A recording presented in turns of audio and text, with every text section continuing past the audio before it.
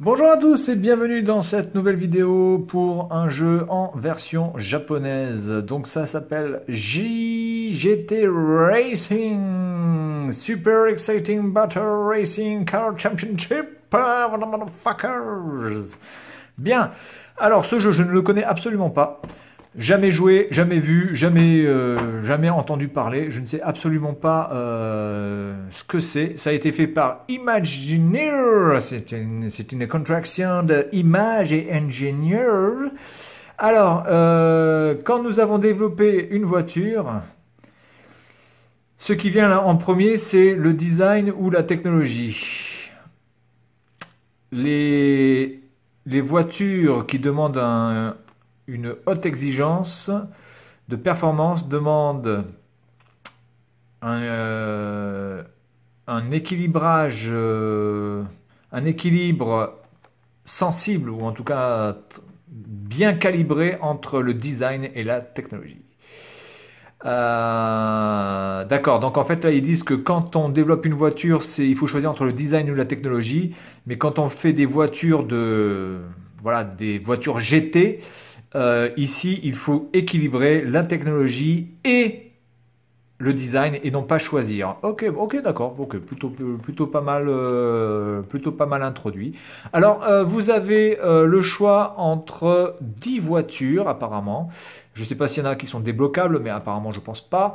Alfa Romeo, la Honda Civic, la Toyota Corona, la Subaru Impreza Sport, la Honda NSX, la Opel Vectra, la Nissan Primera, la RX-7 de chez Mazda, la Nissan Skyline, évidemment, dans tous les jeux fabriqués, faits au Japon pour les trucs, il y a toujours la Skyline, et la Toyota Supra. Bien.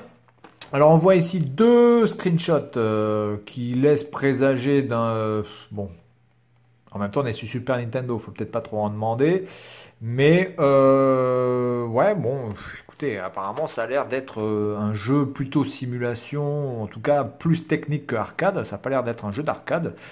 Donc on va voir un petit peu la notice, à quoi ça ressemble. Voilà, notice, alors le jeu est dans un état... je sais pas ce qui s'est passé là, la personne, je sais pas, elle s'est cassé les doigts dessus, ou il y a quelqu'un qui a eu ses ragnagnas sur la... Ils s'en sont servis de Tampax, j'en sais rien. Bref. Hop. Voilà la notice. Alors, ici nous avons tout en anglais, que c'est plutôt sympa. Bon, après c'est en japonais évidemment. Donc on a les contrôles, enfin la manette, les options, l'écran d'accueil, la sélection des voitures, les options, les paramètres de la voiture, le pit in, donc ça doit être le garage, le championnat, la possibilité de pratiquer librement, le mode de joueur et introduction qui est à la fin. L'introduction qui est à la fin c'est complètement logique ça. Bien, alors, voyons voir un petit peu ça. Alors, nous avons up, down, ok. D'accord. Je pense qu'il doit y avoir la possibilité de choisir un mode manuel ou automatique déjà, je pense, évidemment.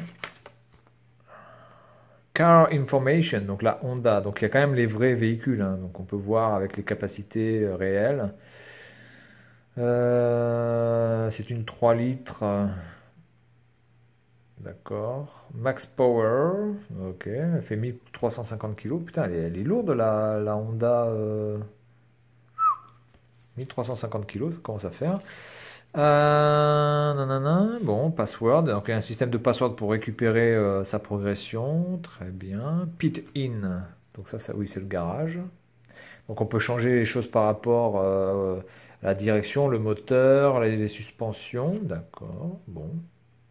Ouais, donc, ça a l'air d'être assez développé. Une sorte de grand Turismo avant l'heure. Ok.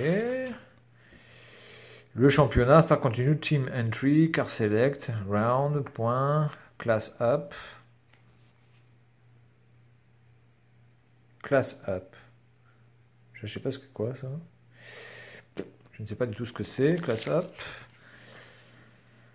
La liberté de pouvoir pratiquer, enfin la possibilité de pouvoir, voilà, c'est ce que je vais faire moi, le free practice. Alors apparemment il y a 1, 2, 3, il y a 7 circuits apparemment. Course F. Ah, peut-être qu'il y a plusieurs types de circuits, je ne sais pas. En tout cas il y en a déjà 7, ce qui est plutôt correct, hein, encore une fois. Et là on a des petits dessins sympathiques des voitures. Alors c'est parce qu'on a les max power, mais on n'a pas vraiment la vitesse maximale à laquelle elles peuvent rouler. Mais les dessins sont assez sympas. Donc là, il y a la roue qui est 2 fois plus grande que celle-là. Bon, bref. Donc la Alfa Romeo, la Honda. Les dessins sont sympas, sont mignons. Voilà, c'est des dessins assez cartoonesques des voitures.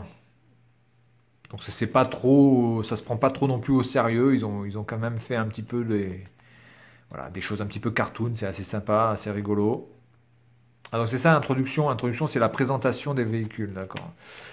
Ok, bon, et bien écoutez, voilà pour la présentation de cette notice et de ce jeu en boîte en version japonaise. Maintenant, il ne reste plus qu'à mettre ce jeu dans la console et voir à peu près ce que ça donne en termes de gameplay et graphiquement. Allez, à tout de suite.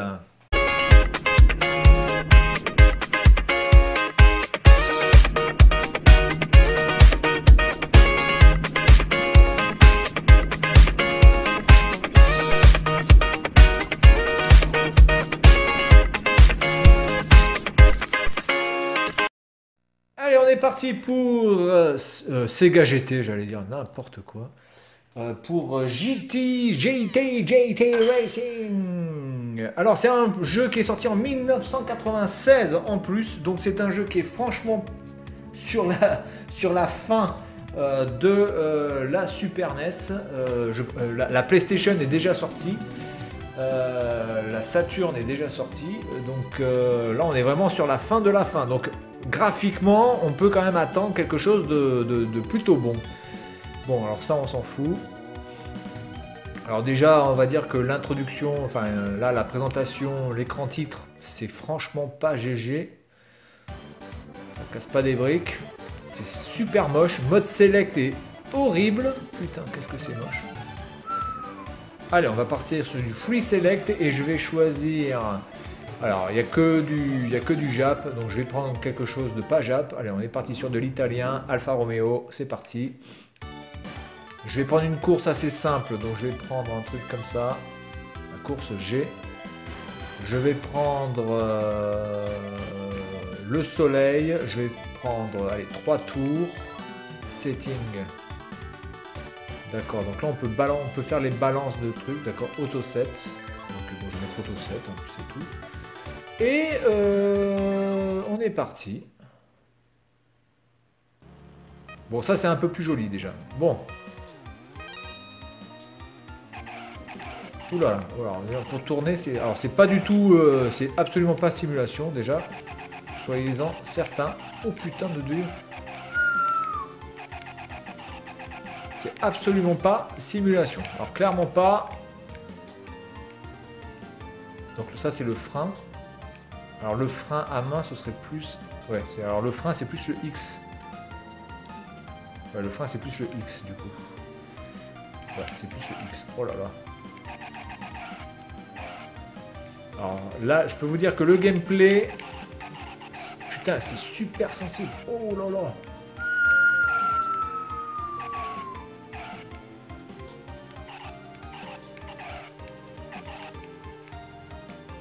Alors, je sais pas s'il y a une gestion des dommages. Je vois rien écrit. En plus, regardez... Oh putain, j'ai bien pu le dire. Regardez en haut à droite la vitesse à laquelle il passe les vitesses. À la vitesse, il passe les rapports. Voilà, parce que sinon je vais répéter 2 fois vitesse, donc ça craint. Regardez un petit peu. Attendez. Voilà. Regardez à la vitesse entre le 1 et le 6, combien de temps il se passe. C'est parti. Alors, je veux bien que sur une Formule 1, vous passiez les vitesses comme ça. Pourquoi pas? Et encore que... Ouh, là je me suis fait défoncer. Mais sur une Alfa Romeo, si vous passez les vitesses comme ça, je pense que là, en 6ème, vous êtes à 10 km/h. Vous êtes limite en train de caler. Alors je dirais pas que c'est un mauvais jeu, bizarrement. Je pense que une fois qu'on a la technique et on va dire le système de pouvoir tourner, qu'on a bien pigé ce système-là de comment tourner, je pense que ça peut être un jeu assez fun. Mais c'est clairement pas... Enfin, ils appellent ça du GT. Enfin, je vois pas l'intérêt d'appeler ça GT, du coup. Alors, je vais aller dans les pits, là. Je vais voir ce que ça donne, si je vais dans le pit. Ah, j'ai même un password pour ça. C'est énorme. Et je peux rien changer. Allez, setting, course, save. Setting. Du coup, je vais peut-être changer un truc.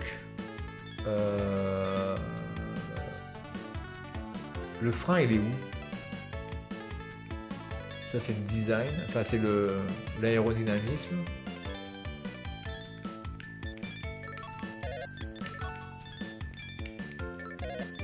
Je vais me mettre en médium, voilà, quand ça sera fait. Exit. Alors je vais prendre une autre voiture, je vais prendre... Putain mais ça c'est un break quoi, qu'est-ce qu'on fout avec un break sans déconner? Opel. On va peut-être pas prendre Opel. Allez, on est parti avec celle-là. Je vais prendre une course. Putain, mais elles sont toutes compliquées les courses. Hein. Allez, on va prendre celle-ci. Il est pas mauvais. Je dirais pas que c'est un mauvais jeu, bizarrement. Mais je pense qu'il y a un grand temps d'adaptation. Par rapport au virage, c'est vraiment pas... Ouh là là. Voilà. Ça me fait penser, enfin, ça me fait penser un peu à Mario Kart, hein, sans déconner, au niveau des virages. Oula, je suis pas trop mal, là, j'ai pas encore pris trop de murs dans la gueule. Ok. Parce qu'en plus, quand vous êtes dans l'herbe, vous perdez pas énormément de vélocité. Par contre, la vitesse de défilement est juste impressionnante. Ça va super vite. Oh putain. Ah bah alors là, celui-là, je l'ai loupé. Ça va extrêmement vite. Alors du coup, je voudrais voir si je vais sur le sol. Ouais, on perd. Ouais, si on perd quand même pas mal de vitesse. Par contre, je trouve que la proportion de vitesse est complètement hallucinante parce que en fait, quand vous êtes à 227 km/h ou quand vous êtes à, allez, on va dire à 150 km/h, vous n'avez pas beaucoup de différence au niveau de la rapidité de ce qu'on peut voir à l'écran. En fait. J'ai l'impression que déjà à 150, vous êtes déjà au maxi, donc que vous soyez à 227, ça change pas grand-chose. Oula. Oula. Hop, hop, hop, hop. Ouais, non, mais je pense que ça peut être un jeu franchement sympa. Voilà, je dirais pas que c'est la référence du jeu de voiture sur Super Nintendo, loin de là. Mais je pense qu'avec pas mal d'entraînement, si on est à 2 joueurs, on peut vraiment se tirer la bourre pas mal. Alors après, je sais pas du tout comment ça se passe à 2 joueurs, s'il y a des collisions, si les collisions sont plutôt bien gérées ou pas. Mais ouais, il y a du challenge, clairement. Après, ça reste franchement un jeu... c'est pas pas extrêmement facile, mais avec un petit peu de pratique, je pense qu'on peut vraiment prendre du plaisir, ouais, vraiment. Voilà, ça se joue, quoi. Bon, si je veux pas aller vite, je vais prendre une Opel. Putain, Opel, quoi, sans déconner. Qu'est-ce qu'ils foutent avec... Alors, désolé si vous avez une Opel, hein, mais... Je trouve cette marque de voiture complètement inutile, quoi. Je sais pas, je trouve qu'elle n'apporte rien, vraiment. C'est une voiture lambda pour moi.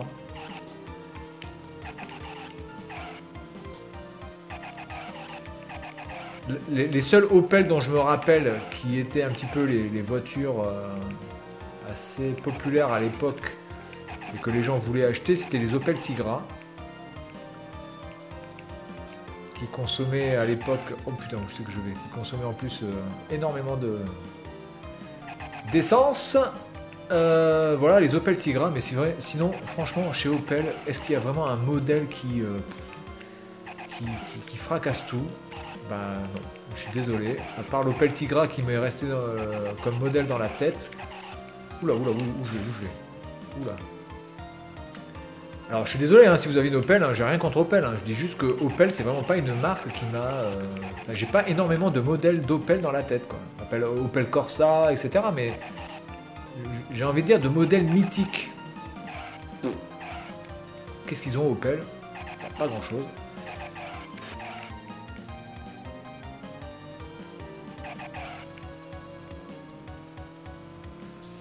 Alors l'Opel Corsa, je m'en rappelle parce que j'avais mon ex-patron, enfin responsable qui avait une Opel Corsa 1 litre 2 diesel.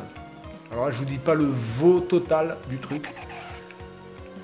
30 minutes pour arriver à 120 km/h. Et encore c'était en descente. Et poussé par des chiens, hein, parce que c'est... Waouh. Enfin je rigole, hein, évidemment. Je pense que Opel, ça reste quand même une très bonne marque de voiture, il n'y a pas de problème. Je dis juste qu'il n'y a pas énormément de modèles mythiques de voitures chez Opel. Quoi.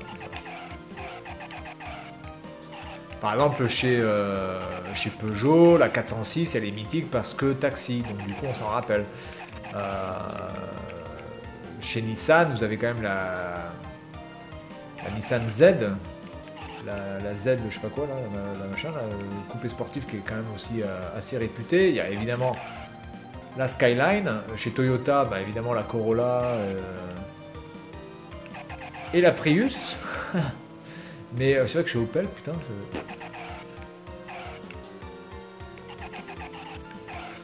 Alors voilà, donc je pense que c'est avant tout un jeu où il faut bien connaître les circuits. Après, au niveau des voitures, je vois vraiment pas de différence au niveau du gameplay. C'est pas plus ou moins lent à tourner, c'est pas plus... voilà, il n'y a pas vraiment de grosse différence à ce niveau-là. Voilà donc présentation de ce jeu JT Racing sur Super Nintendo en version japonaise. Et moi je vous dis à la prochaine, salut à tous!